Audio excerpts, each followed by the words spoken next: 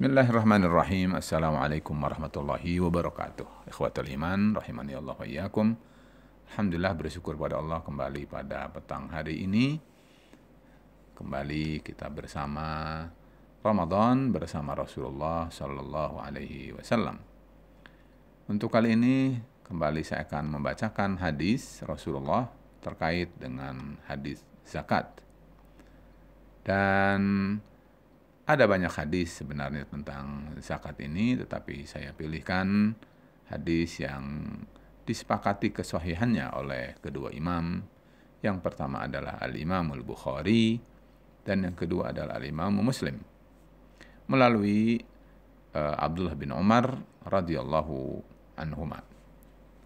Kata beliau, "Anna Rasulullah sallallahu alaihi wasallam farada zakat al-fitri min Ramadana 'ala nas." Bahwa Rasulullah sallallahu alaihi wasallam menfardukan, menjadikan zakat fitrah adalah hukumnya fardu yang harus ditunaikan. Zakat al-fitr, orang kita menyebutnya zakat fitrah. Kapan zakat fitrah itu ditunaikan adalah sebagaimana Rasul atau Abdullah bin Umar sebut di sini adalah min Ramadan, dari bulan Ramadan. Karena zakat fitrah atau zakatul fitr ditunaikan oleh kaum muslimin pada bulan Ramadan.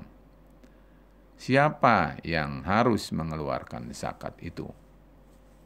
Kata beliau, alan nas, atas manusia.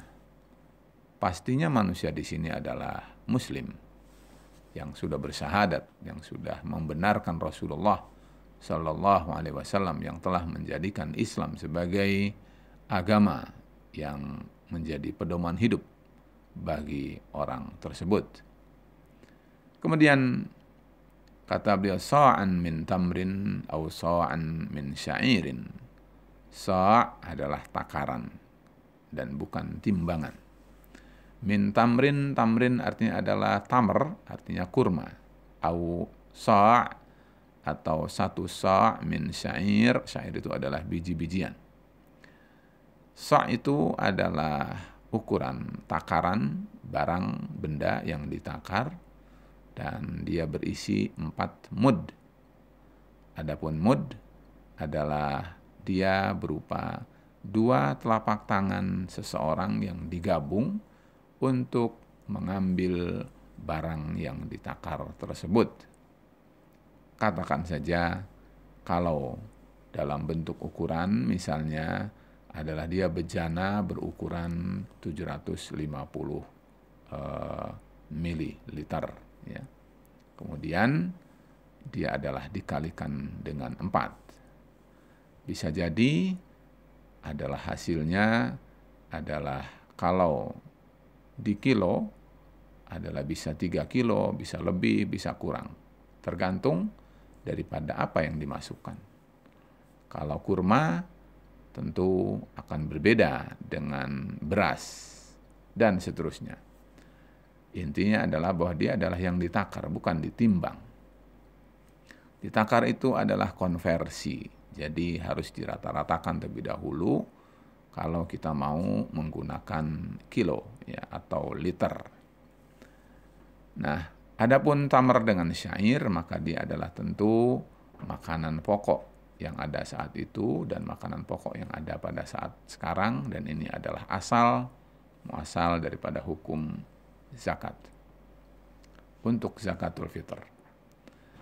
Alan nas yang dimaksud dalam hadis ini, sebagaimana Rasul kembali jelaskan, kata beliau, ala kulli hurrin au abdin, zakarin au unsa minal muslimin.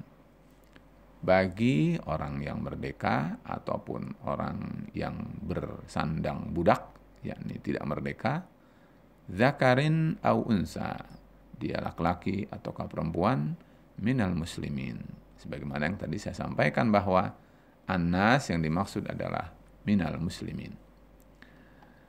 Ikhwatul iman rahimani Allah iyyakum, di dalam hadis yang lain Rasulullah sallallahu alaihi wasallam memberikan penjelasan, yaitu kata beliau, bahwa sa'an min sya'irin, sa'an min tamrin, ala saghiri wal kabiri wal hurri wal mamluk. Di mana kita dengar dalam hadis ini ada kata as-saghir wal kabir, yaitu atas anak-anak maupun orang yang sudah dewasa. Jadi yang dimaksud orang ini adalah muslim. Apakah dia laki-laki ataukah dia perempuan, apakah dia merdeka ataukah dia hamba sahaya, ataukah dia laki-laki atau perempuan. Semua mereka wajib untuk mengeluarkan zakat fitrahnya, dan termasuk dalam kata saghir adalah manusia yang sudah ditiupkan ruh dan nyawanya dalam bentuk janin yang berada di rahim ibunya yang mengandung. Ikhwatul iman rahimani Allah iyyakum. Juga satu hadis lagi saya sampaikan, bahwa kata Rasul alaihi salatu wassalam di dalam hadis yang diriwayatkan oleh Al-Imam Abu Dawud dan Al-Imam Ibnu Majah dari Abdullah bin Abbas radhiyallahu anhu, kata beliau, farada Rasulullah sallallahu alaihi wasallam zakat al-fitr tuhratan lis-shaimi min al-lahwi war-rafas wa tu'matan lil masakin. Kata beliau bahwa Rasul telah memfardukan untuk membayar fitrah, zakatul fitr, berfungsi sebagai tuhratan lis-shaimi min al-lahwi war-rafas, sebagai pensuci bagi orang yang saum. Karena bisa jadi orang yang saum seharian itu, ketika saumnya dia melakukan perkara-perkara yang sia-sia atau bahkan melakukan perkara-perkara yang dosa dan maksiat, maka dengan zakatul fitr ini diharapkan bisa mensucikan semua itu. Dan yang kedua, wa tu'matan lil masakin, adalah sebagai makanan bagi fakir miskin. Itu juga adalah perkara yang tidak kalah penting. Ditambahkan oleh Rasul dalam hadis ini, kata beliau, man addaha qabla salati, barang siapa yang menunaikan zakatul fitr itu sebelum salat, dan yang dimaksud salat di sini adalah salat Idul Fitri, fahiya zakatun maqbulah, maka zakat yang ditunaikannya itu insya Allah Ta'ala diterima oleh Allah Subhanahu wa Ta'ala. Wa man addaha ba'da salah, akan tetapi jika orang itu menunaikan zakatnya setelah salat Idul Fitri, maka kata Rasul, fahiya sadaqatun minas sadaqat, dia sekedar sedekah seperti sedekah-sedekah lainnya yang biasa dia lakukan. Ikhwatul iman rahimani Allah wa iyyakum. Oleh karena itu, melalui dua hadis ini dapat kita ambil pelajaran.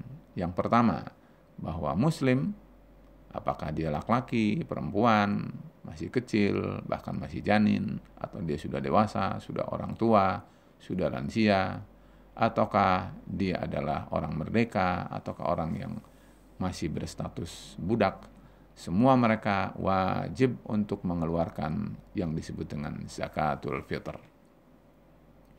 Yang kedua adalah kita mendapatkan pelajaran bahwa zakat fitrah itu untuk kepentingan kita sendiri.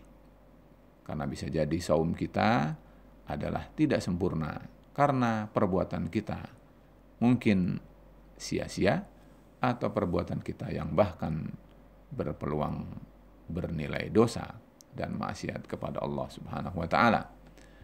Maka zakat fitrah ini adalah menjadi pensuci, penghapus bagi kekurangan kita, sekaligus dia adalah merupakan makanan bagi saudara-saudara kita yang bisa jadi mereka menghadapi kekurang jelasan apakah bisa makan atau tidak, ataukah bisa berlangsung atau tidak hidup mereka sampai dengan hari raya.